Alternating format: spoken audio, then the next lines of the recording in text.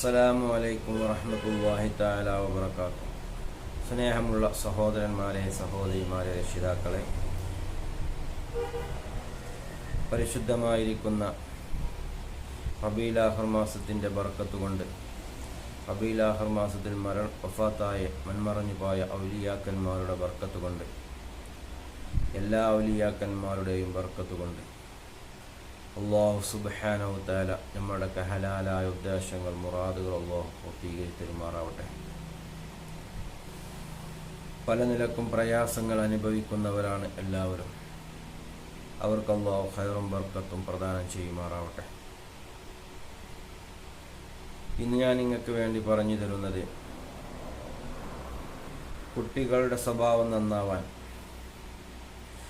മുതിർന്നവരുടെ സ്വഭാവം നന്നാവാനും, ദുഷിച്ച വഴിയിലൂടെ, ചീത്ത വഴിയിലൂടെ സഞ്ചരിക്കുന്നവർ, മക്കൾ, ലഹരിക്ക് അടിമപ്പെട്ട് ജീവിക്കുന്ന മക്കൾ, അതുപോലെ രക്ഷിതാക്കൾ, മുതിർന്നവർ, കള്ളുകുടി, കഞ്ചാവ് അങ്ങനത്തെ ലഹരി വസ്തുക്കൾക്ക് അടിമപ്പെട്ട് ജീവിക്കുന്നവർ, അതുപോലെ അങ്ങനെയുള്ളവർക്ക് വേണ്ടി ഇന്ന് പറഞ്ഞു തരുന്ന ഖുർആനിലെ 4 ആയത്തുകളെ കുറിച്ചാണ് ഇന്ന് പറയുന്നത്. ആയത്ത് ഞാനിവിടെ ഓതുന്നില്ല. ഇൻഷാ അല്ലാഹ് ഇതിൻ്റെ ആയത്തിൻ്റെ പേരും ആയത്തിൻ്റെ നമ്പറും വീഡിയോൻ്റെ അവസാനം ഞാൻ കൊടുക്കുന്നുണ്ട്.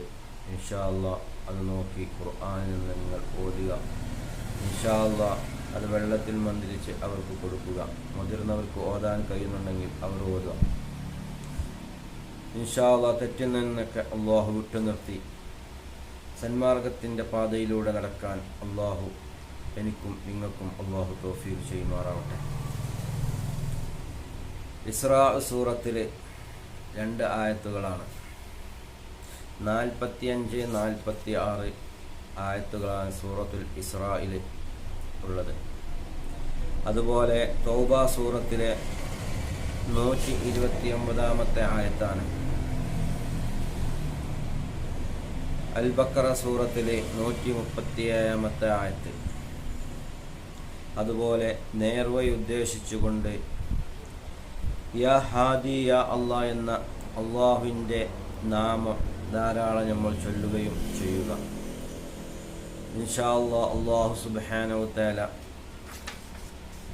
ദുഷിച്ച വഴിയിലൂടെ നടക്കുന്നവരെ സന്മാർഗത്തിൻ്റെ വഴിയിലൂടെ നടത്തുമാറാവട്ടെ. ഈ വീഡിയോസ് നിങ്ങൾക്ക് ഇഷ്ടമായെങ്കിൽ മറ്റുള്ളവരിലേക്ക് നിങ്ങൾ എത്തിച്ചു കൊടുക്കുക, സബ്സ്ക്രൈബ് ചെയ്യുക.